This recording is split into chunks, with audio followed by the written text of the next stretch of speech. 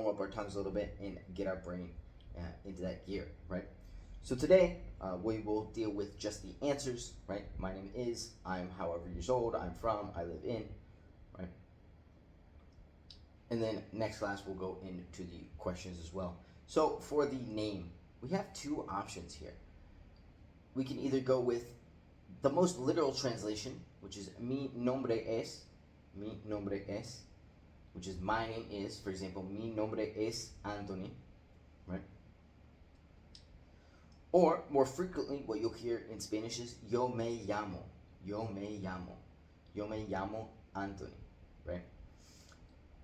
That literally translates as I call myself Anthony, right? Sounds kind of weird when we say it in English, but it is the more common way you'll hear things said in Spanish when it comes to the name, both in regards to the answer and the question, right? And while mi nombre es is by no way incorrect, everybody's gonna understand you. It is maybe slightly more formal than yo me llamo, right? Age, right? So in Spanish we say yo tengo 27 años, right? 27, there's 27, right? But in Spanish, something curious is that we have an age. We don't say that we are our age, right? So it's not that I am 27 years old, but it's that I have 27 years. Yo tengo 27 años, right? Where are you from? Yo soy de. I am from. Yo soy de Ohio, right? And where do you live? Yo vivo en Puerto Escondido, Mexico. Right? Go ahead and pause the video real fast. Practice these answers to the questions a couple times, and then click play and continue onwards.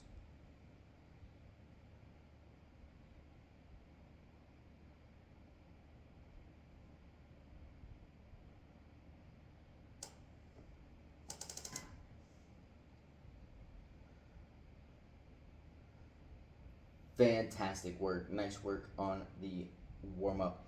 So, the first thing we're going to speak about regarding Spanish is the idea of gender.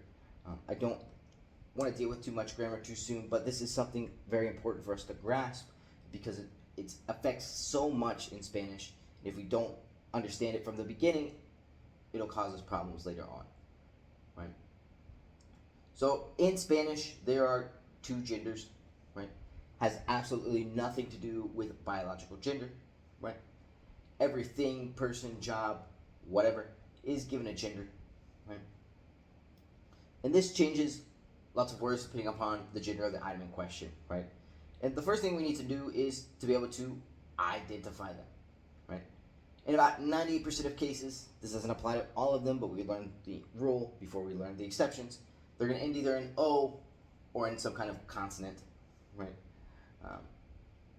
El jugo, el pollo, el camarón, right, which is shrimp, and then el tomate. And then identifying feminine words in 98% of cases are going to end in the letter A. Cerveza, cebolla, right? Now, there's a notable exception, and that is these words that end in E, like tomate and carne. These are kind of a toss-up. They fall both sides of the aisle. However, if you're unsure, I would say that guess masculine, because in my experience and what I've seen, they fall more often on the masculine side than on the feminine side. Right?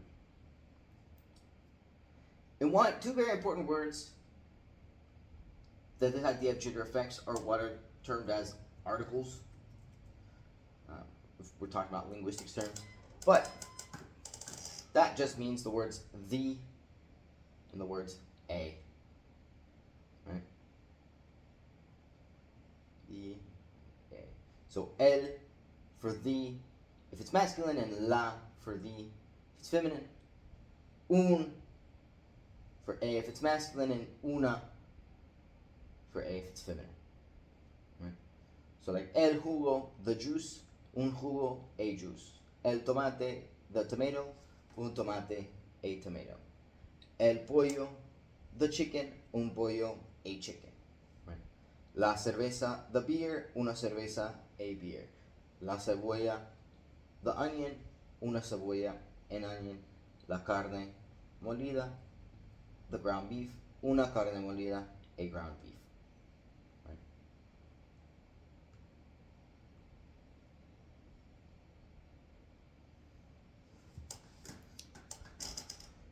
Go ahead and pause on this next page and work on identifying the gender of the words on the page. Right? Once you have the gender, go ahead and swap it from the word of el or la to un or una to say a whatever in order to practice that idea as well. Right?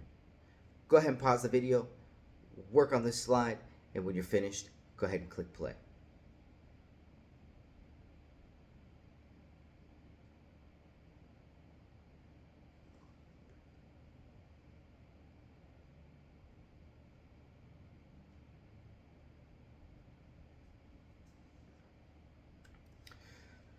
So, on this page, great work, but there's some notable exceptions that we need to talk about. Going down to the end of the list, those last four, right? We have policía and dentista, right?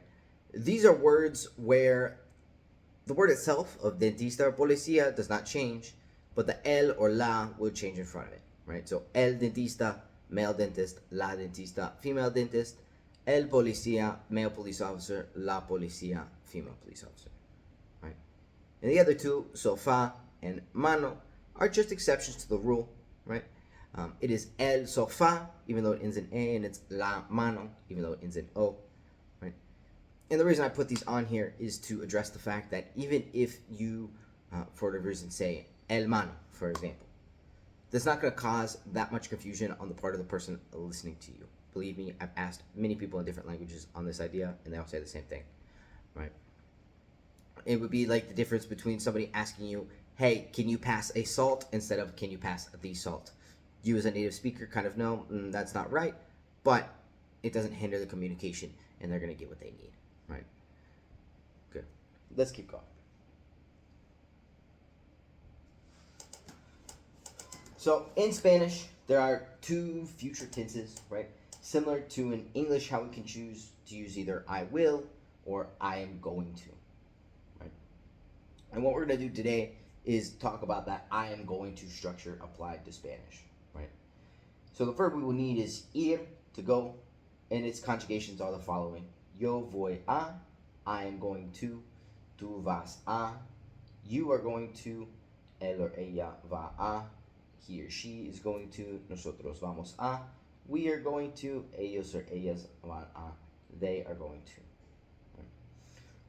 The one we're really going to focus on today is the idea of yo voy a. Yo voy a. I am going to. Once we have down the idea, it will get much easier to expand it to the other people.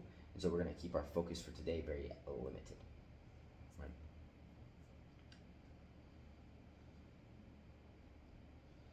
So, for example, yo voy a comer. I am going to eat. Tú vas a beber. You are going to drink. Right? Go ahead and hit pause. You have the verbs in the parentheses at the end of the sentence that you need to make the sentence, and use that structure of going to, yo voy a, tú vas a, etc., in order to tell me what these sentences would be in Spanish. To tell me what these sentences would be in English. Right?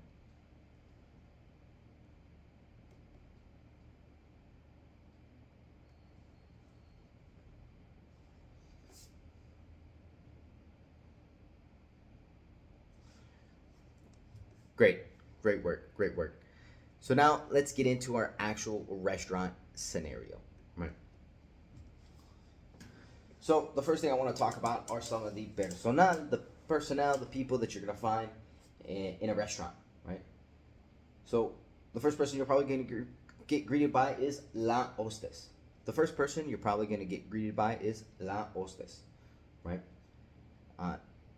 I only include the word la hostes here because I asked multiple people at multiple different restaurants about a male equivalent, and they just kind of said it doesn't culturally exist. So just la hostes here.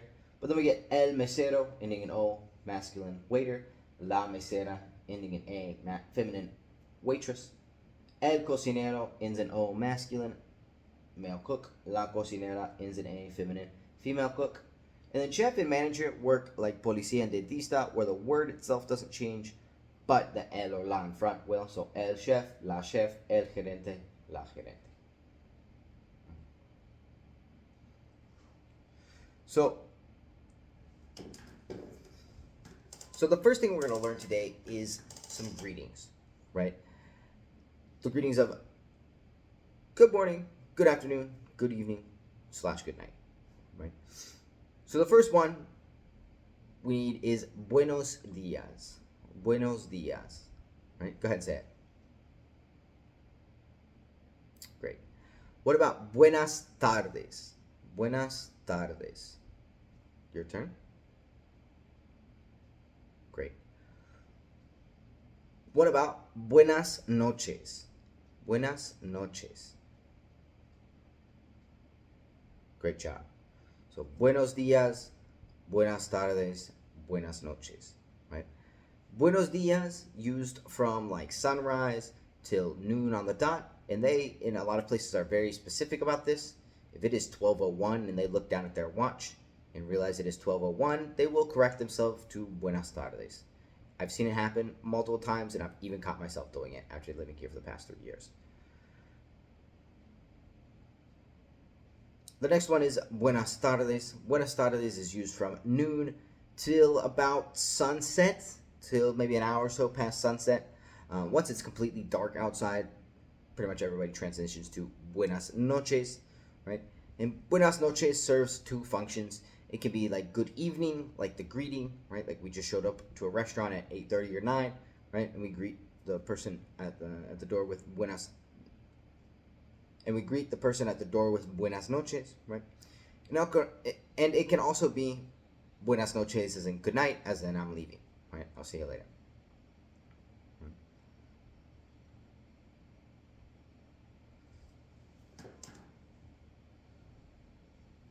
So let's look at this situation of yo voy a un restaurante. Go ahead and give me your guess of what that is. If you said I'm going to a restaurant, great work. Right?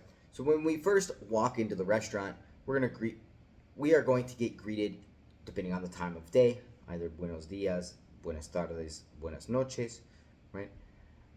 For our purposes, I'm going to say buenos dias, right?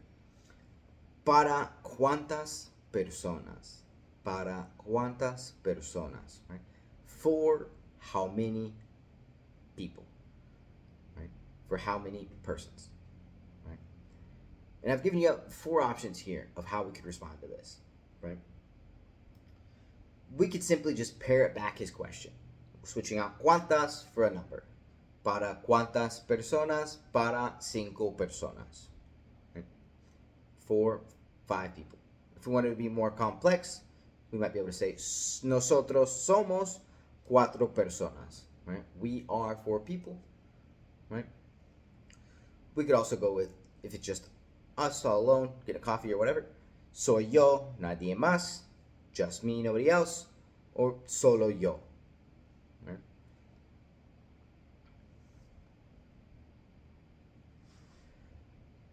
Go ahead, pause the scenario, pretend like you're walking into the restaurant, you've been greeted by la hostess, and they've asked you that question of, hola, buenos días, para cuántas personas?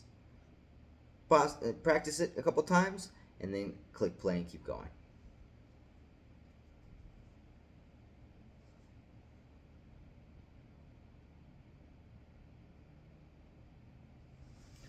Great. So let's move into ordering foods and drinks, right? So I have up on the screen 4 different expressions. Que te sirvo de, que te pongo de, que vas a, gustas algo de, right? Which more or less translate as the English expression of what can I serve you, what can I get you, what are you going to, or would you like anything to, right? And I put these 4 common expressions to ask the following question. If the waiter walked up to you and asked, what can I serve you to drink? What can I get you to drink? What are you going to drink? Would you like anything to drink? Does that really change what he's saying? Not really, right? Same idea here, right? What he says at the beginning, especially when we're first learning a language, right, is not really that important. What we're looking for are certain key words, right? We're looking for either beber or tomar, which means that he's looking to take our drink order, or comer, which means that he's looking to take our food order, right? We don't have to hear all of the rest of that as long as we understand those keywords of tomar, beber, or comer, right? And we can respond the way we should, right? Which now that we know what he's asking us, how can we respond? Let's take a look at the drinks. So if you don't want something, it's very simple. We could just go with a no gracias, no thank you, or no estoy bien. Right? Now, if we do want something, there's a couple of sentence structures that are going to be important and keep cropping up in this first section. Right? First is using that ir a, going to future, right? Which we say in English is like, I'm going to have, I'm going to drink, I'm going to order, I'm going to buy, I'm going to whatever, right? So yo voy a tomar, or yo voy a beber for our drinks, and yo voy a comer for our food. This structure of ir a, yo voy a, will always be followed by a verb, right? We'll get more into that as we go, but verbs always going to end in ar, er, ir, like comer, like tomar, like beber. The second structure we could use is puedo tener. Puedo tener, can I have, right? This is always going to be followed by the thing you want. Puedo tener pollo, puedo tener un café, right? Can I have chicken, can I have a coffee, right? And then the most versatile expression that we have is yo quiero, right? I want. This can be followed by the thing. Yo quiero una hamburguesa. Yo quiero un té. I want a hamburger. I want tea, right? Or it could be followed by a verb. Yo quiero comer una hamburguesa y yo quiero tomar un té. Right? I want to eat a hamburger. I want to drink a tea. Right?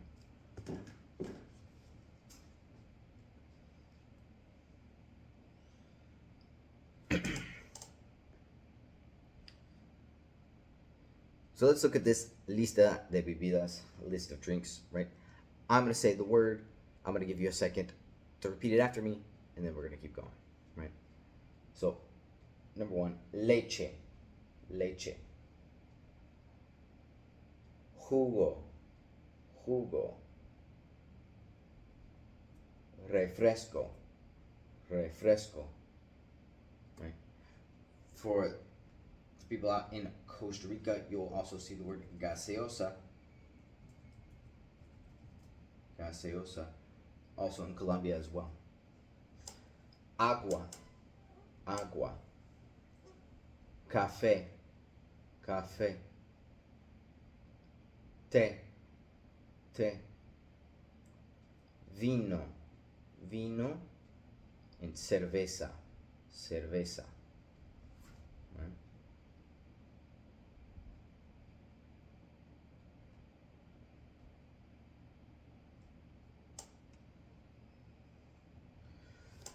So now we're going to pretend like it is your turn to order your drinks, right? And so the waiter walks up and asks, ¿Qué te sirvo de tomar? ¿Qué te sirvo de tomar? Right? And we're listening for that keyword of tomar or beber as well, right? In order to know that he wants our drink order, right? So he walks up and asks, ¿Qué te sirvo de tomar? And I could say, yo voy a tomar un café. Right? I want to drink a coffee. Or I could say, yo quiero un café. I want a coffee. Yo quiero tomar un café. I want to drink a coffee.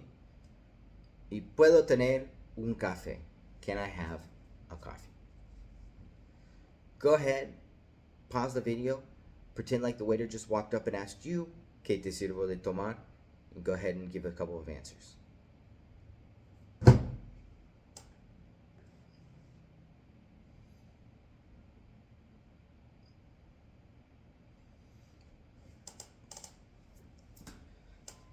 Great work on getting your drink order in. Now we're going to look at our food order. Right? So on this screen, you're just going to find a few random foods, mostly kind of Mexican style foods that you would see here in Mexico. Right? Feel free to use whatever you want. This is just an idea to get you started. Right? Hamburguesas, enchiladas, tortas, quesadillas, tacos, mole, pechuga de pollo, chicken breast, alitas de pollo, chicken wings, right? And then if you look at that little graphic, you see things like consomme.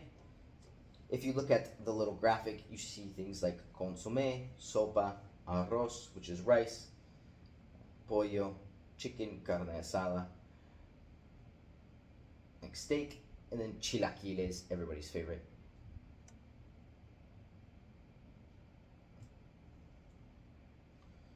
And of course, when we're talking about food, we need to be able to personalize things. Not everybody follows the same diets, not everybody has the same restrictions, right? So there's going to be some really key words that we're going to need here. Right? Con, with, sin, without, and aparte on the side. Right? Quiero una hamburguesa con papas. Right? I want a hamburger with fries. Voy a comer una hamburguesa sin queso, por favor. I'm going to eat a hamburger without cheese, please. And puedo tener las salsas aparte. Can I have the sauces on the side? So let's go back to our scenario of the waiter coming to our table. He's brought us our drinks, and now it's time to order our food, right? Take 30 seconds, come up with some answers, and then pretend that the waiter walks up and asks you, ¿Qué te sirvo de comer? ¿Qué te sirvo de comer? Pause the video, practice your answers, and when you're satisfied, click play and keep on going.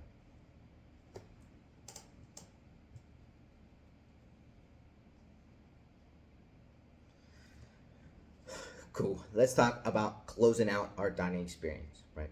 So there's always the option to get more things, right? But it does work a little bit different than in the US or in Canada.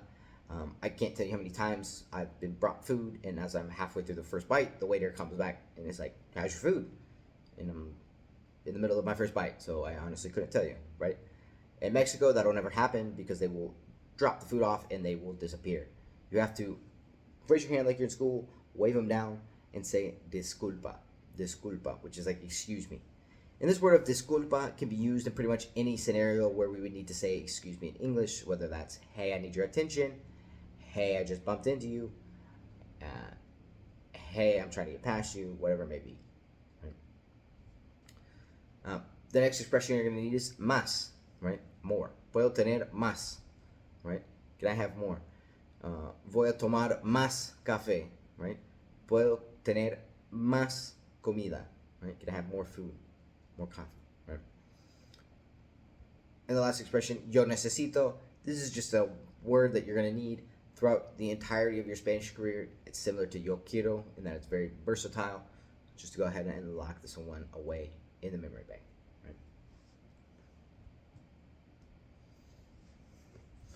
So when it's time for us to finish up, for whatever reason, waiters are really good at this, but they're going to say the expression of hay algo más que te ofrezco, right? And now if you need something else, you want more of something, go for it. Go ahead and order it. But if it's time for the bill, there's a couple of things that you could say, right? You could just simply say, la cuenta por favor. That gets the point across, totally fine, right? You could also answer his question as, no, solo la cuenta. No, just the check, right? And if you wanted to be more complex, you could respond with, me traes la cuenta. Can you bring me the check, right? Go ahead, pause the video, practice your option to get the bill, and then we'll go on to our final little activity, right?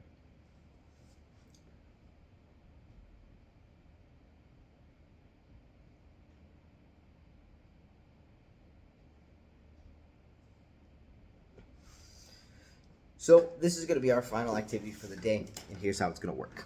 Right? I'm going to pretend to be the waiter, and I'm going to guide you through this entire experience. You are going to, in between questions, pause the video if you need it. I'll leave you time to answer. But pause the video if you need it. Record yourself and send it to me so that I can hear you practice. Okay? So, you are showed up to my restaurant, right? I am sitting there greeting you, and I greet you with "Hola, buenos días. ¿Para cuántas personas?" Now go ahead and pause it if you need it, but I'll give you a second to respond.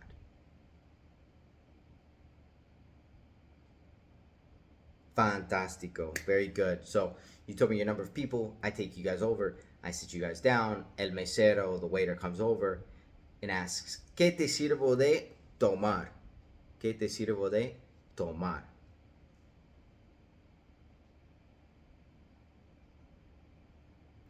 Perfecto. ¿Y qué te sirvo de comer? ¿Qué te sirvo de comer?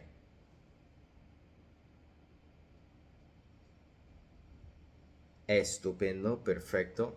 Nicely done. So I, the waiter, go back to the kitchen. I get your food and drink put in. I bring it back out, right? And I leave you to your guys' dinner, right? And at a certain point, you decide that you need either more of something or you need the bill, right? And so you need to get my attention. Act out in the scenario of what you would do and what you would say in order to get el mesero and their attention.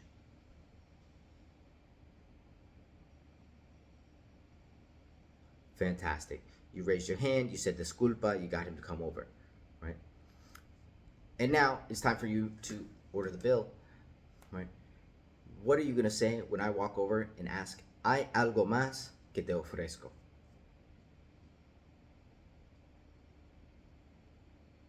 Great word. La cuenta por favor, solo la cuenta, right? The keyword being cuenta, cuenta. Right?